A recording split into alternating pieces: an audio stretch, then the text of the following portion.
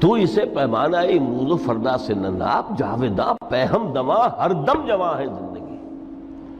اس میں یہ وقفہ جو ہے خلق الموت والحیات لیبلوکم ایکم احسن عملا، یہ اس جسد کے ساتھ اس روح کا اتصال، اور یہ 30 40 50 60 70 80 100 برس کی عمر، یہ ایک وقفہ ہے، یہ امتحانی وقفہ ہے، تمہیں جانچا جا رہا ہے، پرکھا جا رہا ہے۔ ایکم احسن عملا، اس کو بھی اقبال نے اسی نظم میں خوب بیان کیا ہے کہ قلزم ہستی سے تو ابھرا ہے مانند حباب، اس نیا خانے میں تیرا امتحان ہے زندگی۔ اب اگر تو دو چیزیں انسان پر واضح رہیں، اور نہ صرف واضح رہیں، مستحضر رہیں۔ واضح تو ہو جاتی ہے ایک چیز، پھر آدمی بھول جاتا ہے، تو کوئی فائدہ نہیں دیتا اس کے۔ مستحضر ایک یہ کہ اصل زندگی آخرت کی زندگی ہے، طویل ہے۔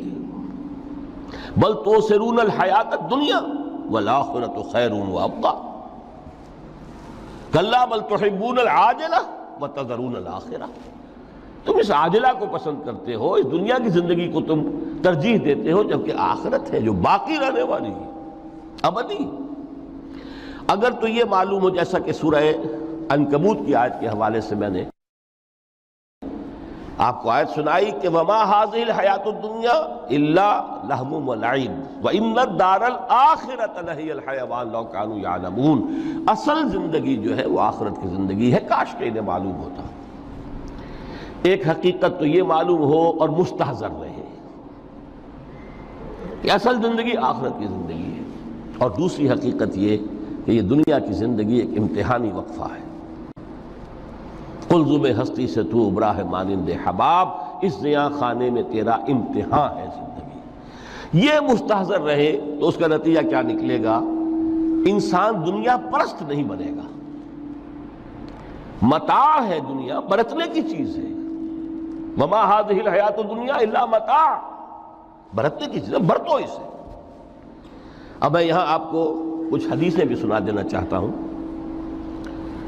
ایک حدیث میں حضور نے عجیب نقشہ کھینچا ہے، مالی ولی دنیا،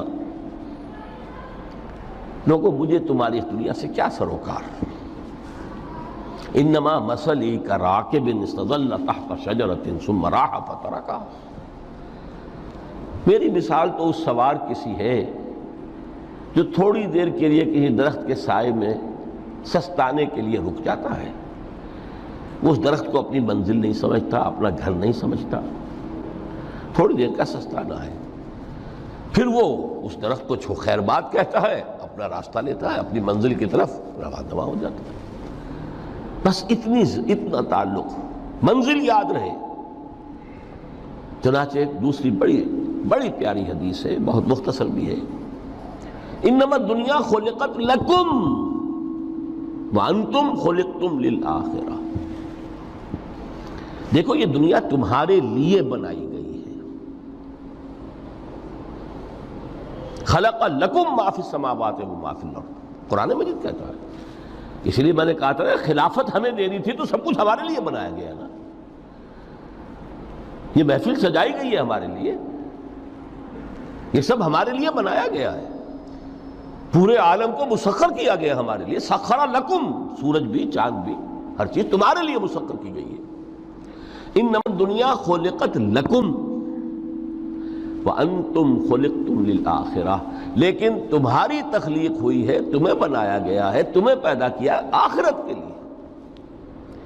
یہ منزل یاد رہے، میرا ٹھکانہ وہ ہے، میرا گھر وہ ہے، میری منزل وہ ہے، یہ راہ گزر ہے، یہ سفر ہے، یہ ایک وقفہ ہے، امتحانی وقفہ ہے۔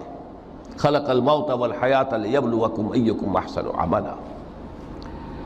لیکن اب تیسری حدیث سنیے، اور یہ ہے وہ کہ جو اس دنیا کو، جو میں نے شروع میں کہا تھا، بڑی ٹھوس حقیقت ہے، یہ اللہ کی تخلیق ہے، سنجیدہ تخلیق ہے، ہم نے کوئی کھیل کود کے لیے تو نہیں بنایا ہے۔ ربنا ما خلقت ھذا باطلا، حضور فرماتے ہیں الدنیا مزرعۃ الآخرہ، دنیا آخرت کی کھیتی ہے۔ یہاں بو گے تو وہاں کاٹو گے، یہاں بو گے نہیں تو کاٹو گے کیا خاک؟ اس اعتبار سے غور کیجئے، یہ دنیا اور حیات دنیاوی کا ایک ایک لمحہ ایک بڑی عظیم حقیقت بن کر سامنے آتا ہے۔ ہماری حیات دنیاوی کا ایک ایک لمحہ ابدی ہے پوٹینشلی، کیوں کہ اس میں جو کچھ ہم کما رہے ہیں اس کے نتائج ابدی زندگی پر پھیلے ہوئے ملیں گے۔ تو گویا کہ یہ جو ہے یہ گھڑی محشر کی ہے، طور سے محشر میں ہے، بیشتر غافل عمل کوئی اگر دفتر میں ہے، یہاں کا ایک ایک لمحہ تمہارے لیے بہت قیمتی ہے۔ یہاں بو، محنت کرو، کاشت کرو تاکہ وہاں کاٹ سکو۔ الدنیا مزرعۃ الآخرہ۔ اب دیکھیے یہ جو انداز ہے قرآن کا، وَمَا الْحَيَاةُ الدُّنْيَا إِلَّا مَتَاعُ الْغُرُورِ، جو ہماری گفتگو کا آج عنوان ہے، اس کے دو نتیجے نکلتے ہیں عملاً۔ ایک نتیجہ جو صحیح ہے، جو قرآن نکالنا چاہتا ہے، جس کی طرف اسلام رہنمائی کرتا ہے۔ ایک ہے بالکل منفی نتیجہ جس کی اسلام نفی کرتا ہے۔ وہ منفی نتیجہ کیا ہے؟ دنیا دھوکے کی ٹٹی ہے، چھوڑو گھر گھرستی کو، دفع کرو، رب سے لو لگانی ہے۔ یہ شادی کر کے اور گھر گھرستی کا کھکیڑ مول لینا، کہاں ایک پیٹ کا پالنا، کہاں 10 پیٹ لگ جائے پیچھے، اسی میں آدمی جو ہے گم ہو کر رہ جاتا ہے۔ لہذا گھر گھرستی کو چھوڑو، تجدد کی زندگی گزارو۔ پھر یہ تمدن ہر جگہ شر ہے، برائی ہے، دھوکہ ہے، فریب ہے، جھوٹ ہے، دفع ہو جاؤ، جاؤ کہیں پہاڑوں کی چوٹیوں پر، کہیں غاروں میں، گپھاؤں میں، کہیں جنگلوں میں دھونی روا۔ یہ ہے اس کا ایک منطقی نتیجہ جو نکلا ہے دنیا میں، اور تقریباً تمام مذاہب عالم میں نکلا ہے۔ رہبانیت جس کی جس شد و بد کے ساتھ نفی کی ہے محمد رسول اللہ صلی اللہ علیہ وسلم، لا رہبانیت فی الاسلام، اسلام میں کوئی رہبانیت نہیں، نفی ہے، مکمل نفی، لا رہبانیت فی الاسلام۔ فرمایا کہ النکاح من سنتی، یہ میری سنت ہے، میرا طریقہ ہے، گھر گھرستی کی زندگی اختیار کرنا یہ میری سنت ہے۔ 3 صحابہ پر کچھ اسی طرح کا غلبہ ہو گیا تھا۔ صحابہ میں ہر طرح کے لوگ تھے، ان میں وہ لوگ بھی تھے کہ جو بڑے ریشنلسٹ تھے، عقل کے حوالے سے بات سمجھنے والے۔ حضرت عمر کو ہم کہہ سکتے ہیں کہ سر خیل تھے ان کی رضی اللہ تعالیٰ عنہ۔ کچھ درویش منش لوگ بھی تھے، کچھ پر یہ تقویٰ کا اور درویشی کا بہت زیادہ غلبہ ہو گیا تھا، مغلوب الحال ہم انہیں کہہ سکتے ہیں۔ حضرت عبداللہ ابن عمرو بن العاص رضی اللہ تعالیٰ عنہما، ایک عجیب سائملٹینیس کنٹراسٹ ہے باپ اور بیٹے میں۔ عمرو بن العاص بہت بڑے سیاستدان، مدبر، عرب نے چوٹی کے جو 3 سیاستدان پیدا کیے ان میں سے ایک عمرو بن العاص ہے، واریر، کانکرر، سیاستدان۔ لیکن عبداللہ ابن عمرو بن العاص بالکل درویش، روزانہ روزہ ساری رات کھڑے ہیں، نہ بیوی سے کوئی سروکار، نہ کسی سے کوئی سروکار۔ حضور کو اطلاع ملی، بلا لیا، جواب طلبی ہو گئی، یا عبداللہ اولم اخبر انک تصوم الدہر وتقوم اللیل، اے عبداللہ مجھے یہ خبر دی گئی ہے تم ساری رات کھڑے رہتے ہو، روزانہ روزہ رکھتے ہو، کیا کہتے ہیں؟ جی حضور ایسا تو ہے۔ لا تفعل، مت کرو ہرگز۔ فإن لنفسك عليك حقا وإن لزوجك عليك حقا وإن لزورك عليك حقا، دیکھو تم پر تمہارے اس جسم کا اور نفس کا بھی حق ہے، اسے آرام بھی دو، اس کی ضروریات بھی پوری کرو، اس کی دیکھ بھال بھی کرو، یہ بھی تمہارے پاس امانت ہے اللہ کی۔ پھر تم پر تمہاری بیوی کا حق ہے۔ کسی صحابی نے دیکھا تھا حضرت عبداللہ ابن عمرو بن العاص کی بیوی کو کہ وہ بالکل جیسے کہ میلی کچیلی حالت میں تھی۔ پوچھا ہی کیا حال بنا رکھا؟ ان کا کہ آپ کے دوست کو تو کوئی غرض ہے ہی نہیں سرے سے. ظاہر بات ہے کہ مسلمان بیوی اور کس کے لیے وہ سنگھار کرے گی جب شوہر ہی کو کوئی دلچسپی نہ ہو، اس سے غرض ہی نہ ہو. لا تفعل. رات کو سو بھی دیکھو مجھے، میں رات کو سوتا بھی ہوں، نماز پڑھتا بھی ہوں، میں روزے رکھتا بھی ہوں، ناغے بھی کرتا ہوں. دیکھو زیادہ سے زیادہ ہفتے میں دو دن روزے رکھ لیا کرو کہ حضور مجھے اور تھوڑی سی اجازت. اچھا ایک دن ناغا، ایک دن روزہ، صوم داؤد، اس سے آگے کی اجازت نہیں. اسی طرح 3 حضرات سراسراہتن آتا ہے حدیث میں، بخاری شریف کی روایت ہے، ان پر بھی کوئی ایسا ہی غلبہ ہوا رہبانیت کا اور ترک دنیا کا. انہوں نے آ کے ازواج مطہرات سے معلوم کیا آپ کتنی رات نماز پڑھتے ہیں، کتنا دو سوتے ہیں، مہینے میں کتنے آپ روزے رکھتے ہیں نفلی. انہوں نے کوئی وہاں تو کھلی کتاب تھی سیرت محمدی صلی اللہ علیہ وسلم، جو کچھ تھی حقیقت بیان کر.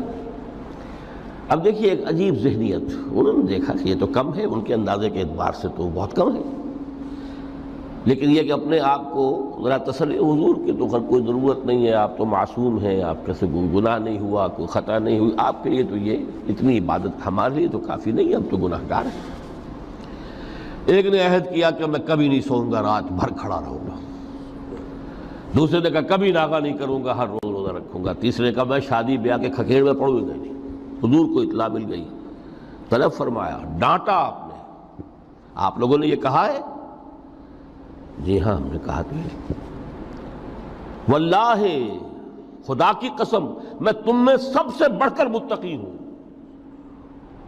لیکن میں رات کو سوتا بھی ہوں اور نماز بھی پڑھتا ہوں، روزے رکھتا بھی ہوں، ناغے بھی کرتا ہوں. میری گھر گرستی کی زندگی ہے، میری بیویاں ہیں. من رغب عن سنتی فلیس منی، یہ ٹکڑا جو جوڑ دیا جاتا ہے نکاح کے خطبے میں اس حدیث کے ٹکڑے کے ساتھ، یہ 2 علیحدہ حدیث ہے بالکل. النکاح من سنتی، اور یہ ٹکڑا اس طویل حدیث کا ہے، من رغب عن سنتی فلیس منی، جو میری سنت کو پسند نہیں کرتا پھر اس کا مجھ سے کوئی تعلق نہیں.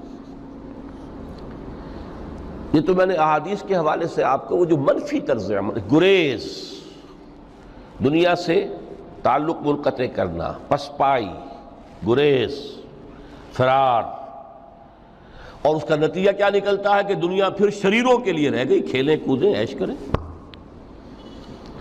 جو سلیم الفطرت نیک لوگ تھے وہ تو گئے، لہذا ان کو اب کوئی روک ٹوک کرنے والا ہی نہیں، کوئی پوچھنے تاشنے والا نہیں. ظالم جو چاہیں ظلم کریں اور جس طرح چاہیں شریر جو ہے شرارتیں کریں. قرآن مجید میں سورہ حدید اس اعتبار سے نہایت عظیم صورت ہے، نہایت عظیم صورت ہے کہ وہاں یہ آیت بھی بہت ہی شاندار انداز میں آئی ہے، متاع الغرور والی، خاصی طویل آیت بن کر آئی ہے. اور جیسا کہ میں نے عرض کیا 4 جگہ تو حیات دنیاوی کو کہا گیا ہے صرف لہو و لعب یا لعب و لہو،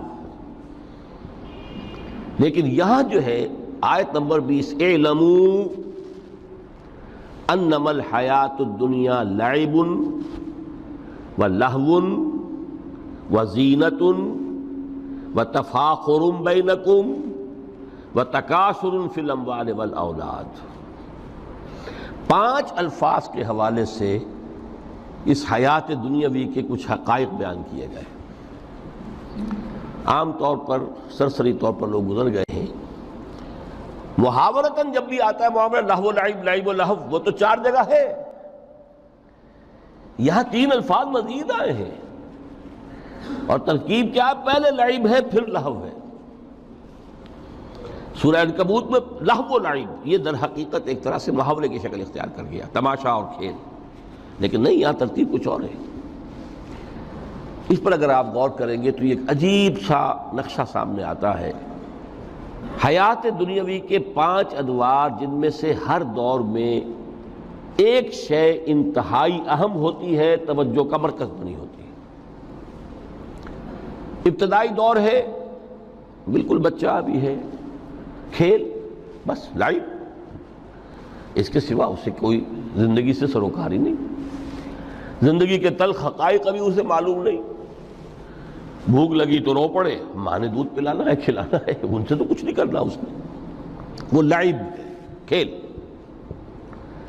لیکن تھوڑا سا آگے چلتے ہیں، ٹین ایجر سٹیج میں جب داخل ہوتا ہے آدمی تو اب وہ نرا کھیل، معصومانہ کھیل نہیں رہتا، اس میں تلذذ، سینشول گریٹیفیکیشن کا عنصر شامل ہو جاتا ہے۔ اب اس نے کہا لہو، اعلموا انما الحیات الدنیا لعب و لہو۔ ذرا آگے بڑھیے تو انسان پر سب سے زیادہ دھن سوار ہو جاتی ہے، بناؤ سنگھار، میرا لباس فیشن کے مطابق ہو، کہیں ایسا نہ ہو مذاق اڑے۔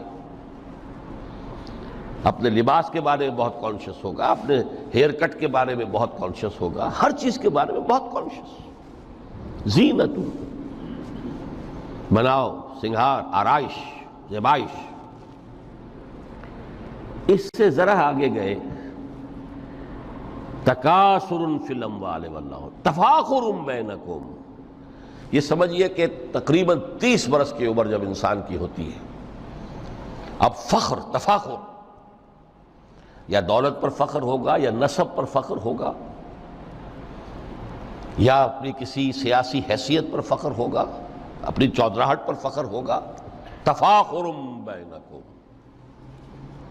جسم میں جان میں چونکہ توانائی ہوتی ہے، قوت ہوتی ہے، لیکن اس کے بعد جب عمر ڈھلی بڑا ریئلسٹک ہو جاتا ہے انسان۔ پھر یہ جو چوتھی سٹیج تھی، اس میں تو یہ کہ مونچھ نیچی نہ ہو، چاہے سب کچھ میں اپنا خرچ کر دوں، داؤ پہ لگا دوں، لیکن مونچھ نیچی نہیں ہوگی۔ آخری سٹیج وہ ہوتی ہے کہ پھر ہوکا لگ جاتا ہے آدمی کو، تکاثر فی الاموال والاولاد، مال اور اولاد کی کثرت کثرت کثرت۔ اب یہ ہوتا ہے کہ مونچھ نیچی کیا، مونڈ بھی دی جائے تو کوئی حرج نہیں، مال آنا چاہیے، ویری ریئلسٹک۔ اور اسی حال میں انسان ہوتا ہے۔ آخری پارے کی صورت نے پھر اس میں ایڈ کر کے اس کے اوپر مہر لگا دی، الہاکم التکاثر حتی زرتم المقابر۔ یہ تکاثر جو ہے پیچھا نہیں چھوڑتا۔ اتنی دولت بھی ہے کہ آپ کی 10 نسلیں کھا سکے اطمینان سے بیٹھ کر، تب بھی صبر نہیں ہوتا۔ بڑے میاں کی ٹانگیں جو ہیں وہ قبر میں لٹکی ہوئی ہیں، لیکن تکاثر جو ہے، تکاثر مال، وہ پیچھا نہیں چھوڑتا۔ حتی زرتم المقابر، یہاں تک کہ قبروں تک جا پہنچے، قبر میں اتار دیا جائے، جب تک ٹانگیں صرف لٹکی ہوئی ہیں اس وقت تک نہیں۔ اس کے بعد تشبیہ دی ہے کہ یہ حیات دنیاوی کا جو ایک سائیکل ہے، اعلموا انما الحیات الدنیا لعب و لہو و زینت و تفاخر بینکم و تکاثر فی الاموال والاولاد۔ اب اس کو کمپیئر کیا ہے پلانٹ کنگڈم میں جو سائیکل چل رہا ہے۔ یہ ہمارا سائیکل ہے 60-70 برس کا، بچہ پیدا ہوا، خوشیاں منائی گئیں، پھر وہ لڑکپن سے، پھر ٹین ایجر سٹیج سے، پھر جوانی ہے، پھر ادھیڑ عمر ہے، اور پھر بڑھاپا ہے، اور پھر قبر میں اتارا جانا ہے۔ لیکن یہ کہ پلانٹ کنگڈم میں سائیکل چلتی ہے، کمثل غیث اعجب الکفار نباتہ ثم یہیج فتراہ مصفرا ثم یکون حطاما۔ یہ 4 سٹیج ہیں۔ جیسے بارش برستی ہے تو سبزہ نمودار ہوتا ہے، اور کاشتکار کو بڑا اچھا لگتا ہے، اس نے بیج بویا تھا، اس نے محنت کی تھی، اس نے ہل چلایا تھا، اعجب الکفار نباتہ، اس کو بہت اچھا لگتا ہے، دل باغ باغ ہو جاتا ہے۔ جیسے آپ کے ہاں بیٹا ہوا، پوتا ہوا، خوشیاں مناتے ہیں آپ۔ کمثل غیث اعجب الکفار نباتہ ثم یہیج، پھر وہ فصل اپنی پوری قوت کو پہنچتی، فصل لہرا رہی ہے، فتراہ مصفرا، پھر وہ زرد ہو جاتی ہے، وہ ہریاول اب ختم ہوئی، اب فصل پک گئی ہے، اب وہ زردی پر آ گئی ہے۔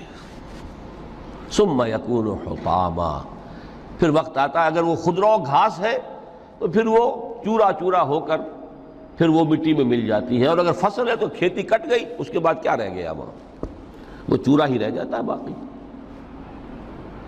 یہ لائف کا سائیکل چل رہا ہے، 3 مہینے کا ہو، 4 مہینے کا ہو، یہ ہے پلانٹ کنگڈم کا، وہ ہے سائیکل انسانی زندگی کا۔ اب فرمائی ٹیپ کی بات جو ہے، وَفِي الْآخِرَةِ عَذَابٌ شَدِيدٌ وَمَغْفِرَةٌ مِّنَ اللَّهِ وَرِضْوَانٌ۔ دیکھو دنیا کی زندگی تو ان سٹیجز سے ہو کر گزری جانی ہے۔ جو پیدا ہوا ہے اس پر بڑھاپا بھی آئے گا، موت بھی آئے گی۔ کل نفس ذائقۃ الموت، جو سورہ آل عمران کی 185ویں آیت کا پہلا جملہ تھا۔ ہر انسان کو جو پیدا ہوا موت آ گئی۔ اب یہ ہے کہ وہ کہیں آپ نے محل میں گزار لی زندگی، کسی کٹیا میں گزار لی زندگی، کسی کی فٹ پاتھ پر گزر گئی زندگی۔ زندگی گزر جاتی ہے، گزرتی ہے، اور ان 5 سٹیجز میں سے ہو کر گزرتی ہے۔ آپ گندی گلیوں میں بچوں کو کھیلتے ہوئے دیکھتے ہیں، وہ بھی کھیل رہے ہوتے ہیں،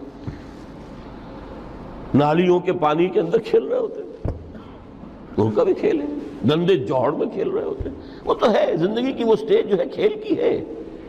کسی کے پاس بڑے قیمتی کھلونے ہیں، ان سے کھیل رہا ہے، کوئی اس طرح گلی ڈنڈا کھیل رہا ہے یا کچھ اور کھیل رہا ہے، لیکن وہ 5 سٹیجز تو آئیں گی۔ اعلموا انما الحیات الدنیا لعب ولہو وزینۃ وتفاخر بینکم وتکاثر فی الاموال والاولاد کمثل غیث اعجب الکفار نباتہ ثم یہیج فتراہ مصفرا ثم یکون حطاما وفی الآخرۃ عذاب شدید ومغفرۃ من اللہ ورضوان۔ آخرت میں جا کر یہ بائیفرکیشن ہو جانی ہے، یا تو شدید عذاب اور یا اللہ کی مغفرت اور رضا۔ Now the choice is yours، اما شاکرا و اما کفورا، فیصلہ تم خود کر لو۔ وما الحیات الدنیا الا متاع الغرور، یہاں بھی آخری الفاظ وہ ہے کہ دنیا کی زندگی دھوکے کے سوا کچھ نہیں۔ کیوں؟ اگر تو دنیا کی زندگی میں گم ہو گئے، جیسے کہ اقبال نے کہا ہے کہ کافر کی یہ پہچان کے آفاق میں گم ہے، اور مومن کی یہ پہچان کہ گم اس میں ہے آفاق۔ دنیا میں رہو، طالب دنیا نہ بنو، طالب عقبہ، طالب آخرہ۔ دنیا میں رہو، برتو، استعمال کرو، تمہارے لیے پیدا کیا گیا، بھائی برتو، متاع ہے، برتنے کی شے ہے۔ ہاں حلال اور حرام کی پابندیاں سامنے رکھو، باقی برتو۔ مطلوب یہ نہ ہو، مقصود یہ نہ ہو، مطلوب آخرہ ہو۔ انما الدنیا خلقت لکم وانتم خلقتم للآخرہ۔ منزل وہ رہے، مستحضر رہے، سامنے رہے کہ میں تو اجنبی ہوں، یہاں یہ میرا وطن نہیں ہے۔ الدنیا سجن المومن و جنت الکافر۔ جیسے کسی پرندے کو کسی پنجرے میں بند کر دیا گیا ہو، اس طرح ہمیں اس دنیا میں بھیج دیا گیا، اللہ کی مرضی ہے، اس نے بھیجا ہے۔ جب تک وہ چاہتا ہم رہیں گے یہاں، لیکن ہمارا دل یہاں نہیں لگے گا۔ بازار سے گزرا ہوں، خریدار نہیں ہوں، طالب دنیا نہ ہو، تب تو یہ کوئی دھوکے کا سودا نہیں، وطن نہیں، بالکل نہیں۔ حضور نے خود فرمایا مجھے تمہاری اس دنیا میں سے فلاں فلاں چیزیں بہت پسند ہیں، اور کس قدر ریئلسٹک ہیں۔ آپ نے عورتوں کے بارے میں فرمایا مجھے اس دنیا سے پسند ہے عورت۔ کوئی تصنع اور کوئی بھی تکلف اور کوئی خلاف فطرت بات نہیں کی محمد رسول اللہ صلی اللہ علیہ وسلم۔ آنکھوں کی ٹھنڈک میری نماز میں ہے، مجھے خوشبو پسند ہے۔ عورت کی طرف بھی آپ کا رجحان تھا۔ قرآن مجید میں آتا ہے نا، اے نبی اب کوئی اور نکاح آپ نہیں کریں گے۔ وَلَوْ أَعْجَبَتْكَ حُسْنُهُنَّ، چاہے ان کا حسن جو ہے وہ آپ کو اچھا لگے، اب اجازت نہیں ہے مزید، بس فل سٹاپ، جتنے نکاح ہو چکے۔ تو یہ دنیا کو حضور نے صلی اللہ علیہ وسلم دنیا پر سوار رہو، دنیا کو اپنے اوپر سوار نہ ہونے دو، بس بات صرف یہ ہے۔ کافر کی یہ پہچان کہ آفاق میں گم ہے۔ اسی لیے سورہ کہف کا ایک مرکزی مضمون ہے، پہلے رکوع میں بات آتی ہے اِنَّا جَعَلْنَا مَا عَلَى الْأَرْضِ زِینَةً لَهَا لِنَبْلُوَهُمْ أَيُّهُمْ أَحْسَنُ عَمَلًا۔ ہم نے اس دنیا پر جو کچھ ہے، یہ اسکائی اسکریپرز بن گئے ہمارے زمانے میں، اور یہ شاندار بلڈنگز ہیں، اور یہ کچھ ہے، ہم نے زینت اور زیبائش اور آرائش بنا دیا ہے تاکہ آزمائیں۔ انہی کے حسن کے شکار ہو جاتے ہو اور ان کے پرستار بن کر رہ جاتے ہو۔ رخ روشن کے آگے شمع رکھ کر وہ یہ کہتے ہیں ادھر جاتا ہے دیکھیں یا ادھر پروانہ آتا ہے، پھر بھی اللہ ہی کے عاشق بنے رہو، اللہ ہی سے محبت کرو تو کامیاب ہو گئے۔ دنیا کو برتو. اگر دنیا یہ عروس ہزار داماد جو ہے اگر کہیں یہ محبوبہ بن گئی تو گئے ختم. اچھا دیکھیے اس سورہ حدید میں اب یہ دنیا کی حقیقت کو اس طرح بیان کر کے دو نتیجے جو اس سے نکلتے ہیں ان کو علیحدہ علیحدہ بیان کر دیا. ایک نتیجہ جو میں بیان کر چکا رہبانیت ترک دنیا، اس کی نفی کرتے ہوئے فرمایا وَلَقَدْ أَرْسَلْنَا نُوحًا وَإِبْرَاهِيمَ وَجَعَلْنَا فِي ذُرِّيَّتِهِمَا النُّبُوَّةَ وَالْكِتَابَ فَمِنْهُمْ مُهْتَدٍ وَكَثِيرٌ مِّنْهُمْ فَاسِقُونَ ثُمَّ قَفَّيْنَا عَلَىٰ آثَارِهِمْ بِرُسُلِنَا وَقَفَّيْنَا بِعِيسَى ابْنِ مَرْيَمَ وَآتَيْنَاهُ الْإِنجِيلَ وَجَعَلْنَا فِي قُلُوبِ الَّذِينَ اتَّبَعُوهُ رَأْفَةً وَرَحْمَةً وَرَهْبَانِيَّةً ابْتَدَعُوهَا مَا كَتَبْنَاهَا عَلَيْهِمْ. اصل مضمون یہ تھا جس کے لیے تمہید اتنی لمبی باندھی. ہم نے نوح کو بھیجا، ابراہیم کو بھیجا، ان کی اولاد میں ہی نبوت اور کتاب رکھ دی.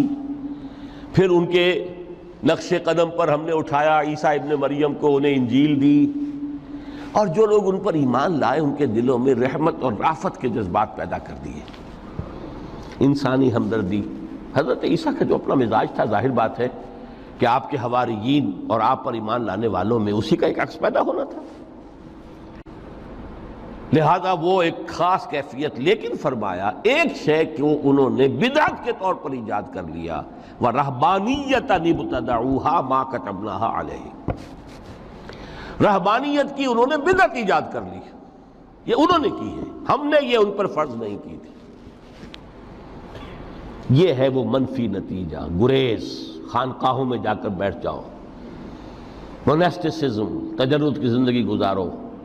نتیجہ اس کا کیا نکلتا ہے کہ بظاہر راہب اور راہبائیں رہ رہی ہیں اور رہ رہے ہیں، اور اندر جو حرام کاری کے بازار چل رہے ہیں، اور تہخانوں کے اندر حرامی بچوں کی قبروں کے قبرستان بنے ہوئے. ہسٹری آف کرسچین موناسٹسزم پر کتابیں پڑھ لیجیے، خود انہوں نے اپنے سارے جو ہیں بخیے ادھیڑ کر خود رکھ دیے. یہ رہبانیت یہ اسلام کا راستہ نہیں ہے. احادیث کے حوالے سے میں آپ کے سامنے پہلے بیان کر چکا ہوں. میں بعد میں تھوڑا سا عرض کروں گا کہ ہمارے ہاں بھی یہ رسم کیوں آئی اور کیسے آئی.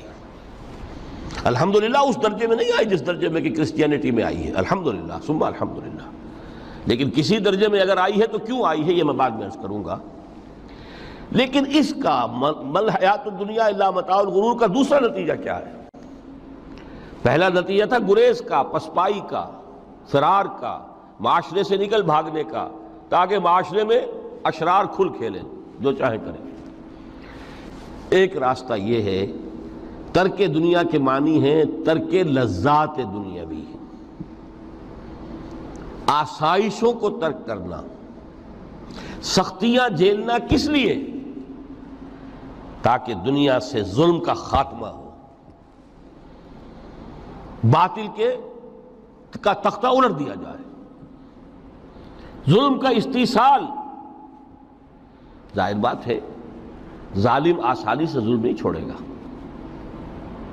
ایکسپلائٹر وعظ و نصیحت سے اپنے ایکسپلائٹیشن سے باز نہیں آئے گا.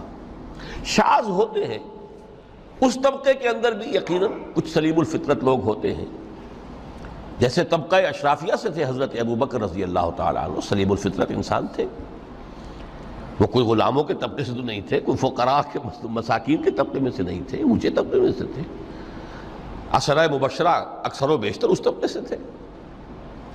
لیکن بائی اینڈ لارج وہ جو طبقہ ہوتا ہے، یا تو وہ اپنے جبر اور استبداد کا تخت جو ہے جما کر بیٹھا ہوا لوگوں کی گردنوں کے اوپر، پولیٹیکل ریپریشن ہے، یا اکنامک ایکسپلائٹیشن ہے، استحصال. محنت لوگ کریں، کھائیں گے ہم، عیش ہم کریں گے. محنت کسان کریں جا کے کھیت میں، ہم لے آئیں گے اپنا حصہ اور عیش کریں گے. یا کوئی سوشل ڈسکریمنیشن ہے، یہ اونچا ہے یہ نیچا ہے، یہ تو پیدا ہی ہوا ہے شودر، یہ اس سے نکل ہی نہیں سکتا، اور یہ پیدا ہوا برہمن، یہ تو اونچا ہے. اس تینوں قسم کے ظلم، اس کا خاتمہ کرنا، اس کے لیے جد و جہد کی ضرورت ہے، جہاد کی ضرورت ہے، قتال کی ضرورت ہے. اور جہاد و قتال آپ نہیں کر سکتے جب تک کہ لذات دنیاوی سے کنارہ کشی نہ کریں، جب تک کہ اپنی بیلٹ کو ٹائٹ نہ کریں، جب تک کہ اپنی ضروریات زندگی کو کم نہ کریں۔ ضروریات زندگی کم کریں گے تو تفریغ الاوقات ہوگا، جو تبلیغی بھائیوں کی اصطلاح ہے بہت اہم، اپنے وقت کو فارغ کر سکیں گے۔ اس وقت کو فارغ کریں گے تو پھر وہ جد و جہد، وہ محنت، وہ جہاد، اس کے لیے آپ کے پاس وقت ہوگا، اس کو آپ لگا سکیں گے۔ پھر اس میں جب سخت سے سخت منزلیں آئیں گی تو اس میں میدان میں مقابلہ بھی ہوگا، جان کی بازی بھی کھیلنی پڑے گی۔ اس میں قید و بند کا وقت بھی آ سکتا ہے۔ 3 برس تک اگر محمد عربی صلی اللہ علیہ وسلم پورے خاندان بنی ہاشم کے ساتھ بدترین اسیری سمجھ لیجئے شیب بنی ہاشم میں جو رہیں، یہاں تو اسیروں کو آپ راشن تو دیتے ہیں، کھانا تو دیتے ہیں، وہاں تو اصل جو ہے وہ تو دونوں طرف سے گھاٹی کا منہ بند کر دیا گیا تھا، سیل تھی کہ کوئی شے جو ہے وہ جانے نہ پائے اندر۔ 3 برس، جس میں کہ وہ وقت بھی آیا ہے کہ سوکھے ہوئے چمڑے ابال ابال کر اس کا پانی جو ہے بلکتے ہوئے بچے، پھول جیسے بچے بنی ہاشم، ان کے حلق میں ٹپکایا گیا ہے، اور کچھ نہیں۔ کچھ تھے لوگ، حکیم بن حزام جیسے رضی اللہ تعالیٰ عنہ، بعد میں ایمان بھی لے آئے۔ حضرت خدیجہ رضی اللہ تعالیٰ عنہ کے چونکہ وہ قریبی رشتہ دار تھے، وہ پہاڑ کو کراس کر کے چوٹی پر سے اتر کر کچھ کبھی کبھی کھانے پینے کی چیز پہنچا دیتے تھے۔ یہ سارے مراحل آئیں گے۔ یہ جو ہے یہ مثبت ہے۔ ترک دنیا وہ نہیں۔ ترک دنیا سے مراد دنیا کی لذتوں سے، دنیا کی آسائشوں سے، ان سے آدمی اپنے آپ کو پیچھے ہٹائے، ان کو چھوڑے، ان کو ترک کرے، تاکہ اپنا وقت، اپنا مال، اپنی صلاحیتیں صرف کر سکے۔ کس کام کے لیے؟ اب اس کے لیے دیکھیے آیت نمبر 25 ہے یہ سورہ حدید کی۔ لَقَدْ أَرْسَلْنَا رُسُلَنَا بِالْبَيِّنَاتِ، ہم نے اپنے رسولوں کو بھیجا واضح چیزوں کے ساتھ۔ بینہ وہ شے جو از خود ظاہر ہو۔ آفتاب آمد، دلیل آفتاب۔ جب سورج طلوع ہو گیا وہ خود اپنے وجود پر دلیل ہے، اس کے لیے کسی اور اضافی دلیل کی ضرورت نہیں کہ سورج موجود ہے، وہ تو ہے، سب کو نظر آ رہا ہے۔ تو بینات سے مراد معجزے بھی ہیں، اور وہ تعلیم جو ہے بنیادی دین کی کہ جو فطرت انسانی کی جانی پہچانی ہوئی شے ہے، دونوں پر اس کا اطلاق ہو جائے گا۔ لقد ارسلنا رسلنا بالبینات وانزلنا معهم الکتاب والمیزان، اور ہم نے ان کے ساتھ کتاب اتاری، میزان اتاری۔ یہ سب کچھ کس لیے کیا؟ لیقوم الناس بالقسط، تاکہ لوگ عدل پر قائم ہوں۔ یہ ہے سول آبجیکٹو۔ یہ نہیں بس ہماری کتاب پڑھ لیا کرے، ختم قرآن ہو گیا، اللہ اللہ دعا مانگ لی، چھٹی۔ قائم کرو اس کو، وہ میزان عدل نصب کرو، ہر ایک کو وہی تل کر ملے جو اس کا حق ہے، اور ہر ایک سے وہ لیا جائے کہ جو اس کے ذمہ واجب ہے۔ اگر یہ نہیں تو بابا پھر سب کہانیاں ہیں، شریعت اور دین اور نماز اور روزہ اور حج، کوئی حیثیت ان کی نہیں۔ اچھی طرح سن لیجئے میری بات۔ قرآن مجید میں کہلوایا گیا حضور سے، قل یا اہل الکتاب لستم علی شیء حتی تقیموا التوراۃ والانجیل وما انزل الیکم من ربکم۔ اے نبی ان سے کہہ دیجئے، کتاب والو تمہاری کوئی حیثیت ہی نہیں، ہماری نگاہوں میں تمہارا کوئی مقام ہی نہیں، جب تک کہ تم قائم نہیں کرتے تورات کو اور انجیل کو اور جو کچھ کے نازل کیا گیا تمہاری طرف، تمہارے رب کی طرف سے۔ قائم کرو، پھر آؤ ہم سے بات کرو، ہم سے دعا کرو، ورنہ دفع ہو جاؤ۔ Nothing doing. They don't care for you. لستم علی شیء حتی تقیموا التوراۃ والانجیل وما انزل الیکم من ربکم۔ اب قانون خداوندی تو بدلتا نہیں ہے، نہ فرام پرسن ٹو پرسن، نہ فرام نیشن ٹو نیشن، نہ فرام امہ ٹو امہ، اٹل ہے۔ وَلَن تَجِدَ لِسُنَّتِ اللَّهِ تَبْدِيلًا وَلَن تَجِدَ لِسُنَّتِ اللَّهِ تَحْوِيلًا۔ سنت اللہ تو ایک ہے۔ اب اس آیت کو ذرا پڑھیے، قُلْ يَا أَهْلَ الْقُرْآنِ لَسْتُمْ عَلَىٰ شَيْءٍ حَتَّىٰ تُقِيمُوا الْقُرْآنَ۔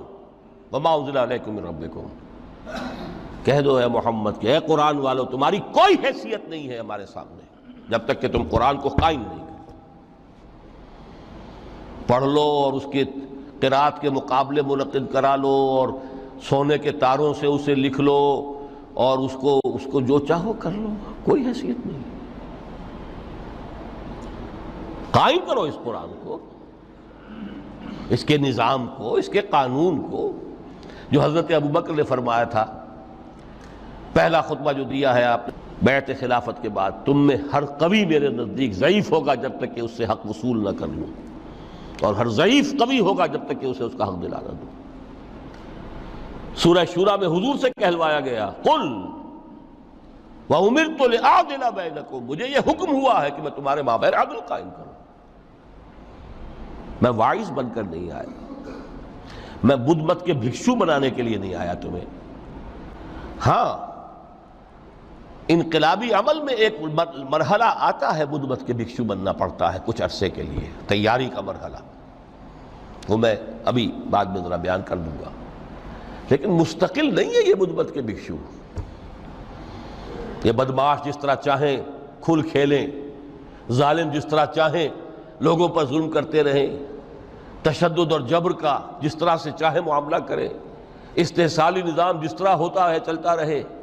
شاہ ولی اللہ دہلوی رحمۃ اللہ علیہ کے الفاظ میں انسانوں کی عظیم اکثریت ڈھور ڈنگر بن جائے، صبح سے لے کے شام تک کمر توڑ دینے والی مشقت کے بعد بمشکل 2 وقت کی روٹی ملتی ہو، اس کا کبھی خیال اسے اللہ کا آئے گا؟ کبھی اللہ سے لو لگا سکے گا؟ دنیا نے تیری یاد سے بیگانہ کر دیا تو اس سے بھی دل فریب ہے غم روزگار کے۔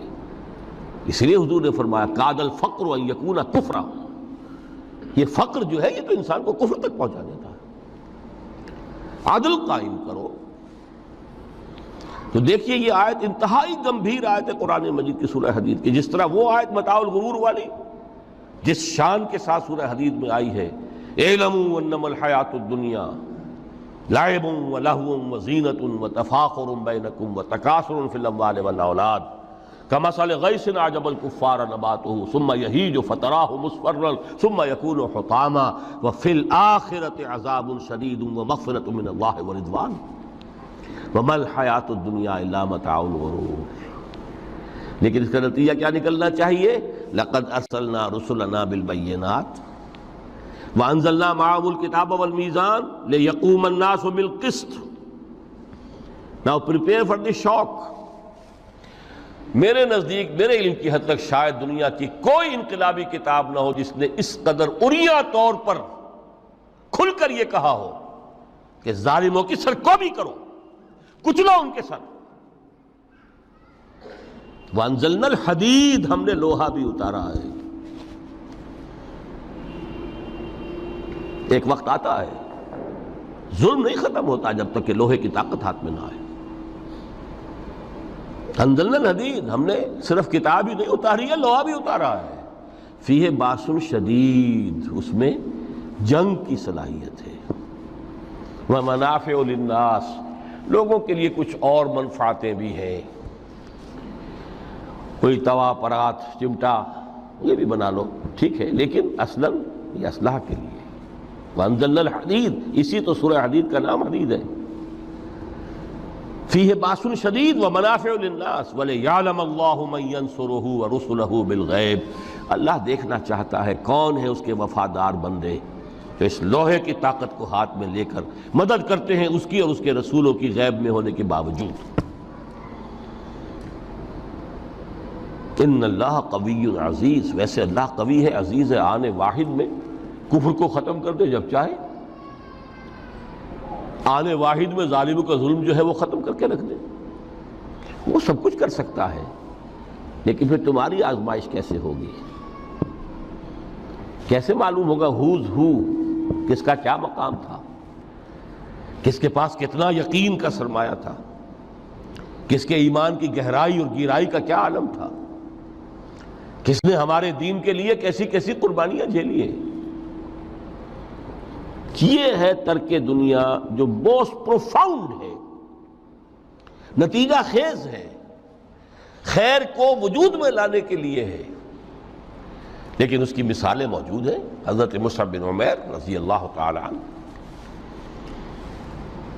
ایام جاہلیت میں کہا جاتا ہے ان کا جوڑا جو ہے شام سے تیار ہو کر آتا تھا، جیسے کبھی مشہور ہے کہ پنڈت نہرو کا بھی کپڑے سل کر آتے تھے پیرس سے۔ موتی لال نہرو کا بیٹا، اور موتی لال نہرو وہ تھا کہ وائس رائے کی پہلی کار آئی ہے ہندوستان میں تو دوسری کار موتی لال کی آئی، اس کا بیٹا، اس کے کپڑے پیرس سے سل کر آتے تھے۔ مصعب بن عمیر کے کپڑے شام سے تیار ہو کر آتے تھے، اور وہ ہمیشہ عطر میں بسے ہوئے ہوتے تھے۔ یہاں سے گزر گئے، معلوم ہوا کہ پوری گلی جو ہے وہ مہک اٹھی، معلوم ہو جائے کہ مصعب گزرا ہے یہاں سے۔ ایمان لائے محمد رسول اللہ پر صلی اللہ علیہ وسلم۔ باپ فوت ہو چکا تھا، اس کی چھوڑی ہوئی دولت تھی، ماں تھی، لیکن وہ خاندان کا نظام، چچا تھا سربراہ، وہ بدترین کافر۔ اس نے پہلے سمجھایا ہوگا 100 طریقے آزما کے، پھر آخری بار اس نے آزمایا کہ جس دولت کے اوپر تم عیش کر رہے ہو یہ تمہارے مشرک باپ کی دولت ہے، نکل جاؤ گھر سے۔ انہوں نے سمجھا تھا جیسے سورہ صافات میں آتا ہے فَأَرَادُوا بِهِ كَيْدًا فَجَعَلْنَاهُمُ الْأَسْفَلِينَ۔ انہوں نے حضرت ابراہیم کے بارے میں سمجھا تھا جب دیکھیں گے کہ آگ تیار ہو رہی ہے اور یہ اس میں مجھے ڈال دیں گے تو سب یہ نشہ حرن ہو جائے گا، یہ توحید وحید سب ہوا ہو جائے گی۔ لیکن ہوا کیا؟ بے خطر کود پڑا آتش نمرود میں عشق، عقل ہے محو تماشائے لبے بام۔ اس نے تو یہ دھمکی دی تھی کہ دن میں تارے نظر آ جائیں گے مصعب کو، ناز و نام میں پلا ہوا انسان، اسے کہہ دیا جا نکل جاؤ گھر سے۔ اٹھ کر چلنے لگے، اس کا تیش جو ہے اور اچھا یہ کپڑے بھی اسی مشرک باپ کے ہیں، اتارو ان سب کو۔ مادر ذات برہنہ ہو کر گھر سے نکلے، مادر ذات۔ پھر وہی ہے کہ جن کے نام قرائے فال بنام من دیوانہ زدند، بیعت عقبہ اولیٰ ہوئی ہے، لوگوں نے کہا کہ ہمیں کوئی مقری دیجئے قرآن پڑھانے والا جو ہمیں قرآن پڑھائے۔ حضور نے فرمایا جاؤ مصعب۔ وہ مصعب وہاں جا کر مدینے میں المقری بن گئے، جا المقری، وہ آ رہا پڑھانے والا۔ اور 1 سال کی محنت، دعوت اور تبلیغ اور قرآن کے پڑھانے کے نتیجے میں اگلے سال 75 افراد لا کر حضور کی جھولی میں ڈال دی۔ یہ مصعب ہے۔ شہادت ہوئی ہے غزوہ بدر میں۔ ایک مرتبہ اس سے پہلے کا واقعہ بھی ہے کہ حضور مسجد میں تشریف فرماتے، سامنے سے حضرت مصعب گزرے، ایک پھٹا ہوا سا کمبل جسم کے گرد لپیٹا ہوا تھا۔ حضور کی آنکھوں میں آنسو آ گئے۔ از کجا تاب کجا، یہ دیوانہ جو ہے اللہ کا اور رسول کا اور دین کا کہاں سے کہاں پہنچا ہے۔ غزوہ احد میں علم ان کے ہاتھ میں ہے، جس ہاتھ میں علم ہے وار پڑا، کٹ گیا، دوسرے سے بھی پکڑا، اس کو بھی کٹ گیا، پھر دونوں جتنے بچ گئے تھے حصے ان سے سنبھالا، پھر شہید ہو گئے۔ جسم پر صرف ایک چادر تھی، اوپر سے جسم ننگا تھا، صرف ستر کے لیے چادر۔ دفن کرنے لگے تو مسئلہ ہی پیش آ گیا کہ چونکہ شہید کے تو کفن جو ہے اس کا اپنا جو بھی لباس پہنا ہو شہادت کے وقت۔ حضور سے کہا گیا کہ حضور مصعب کی چادر تو اتنی چھوٹی ہے کہ سر ڈھانپتے ہیں تو پیر کھل جاتے ہیں، پیر ڈھانپتے ہیں تو سر کھل جاتے ہیں۔ فرمایا سر کو چادر سے ڈھانپ دو اور پیروں پر اذخر گھاس لا کر ڈال دو، یہ آخری لباس نصیب ہوا ہے۔ رب رب کر دے بڈھے ہو گئے اتے ملا پنڈت سارے، رب دا کھوج کھرا نہ لبا اتے نہ کیتے بئی نظارے۔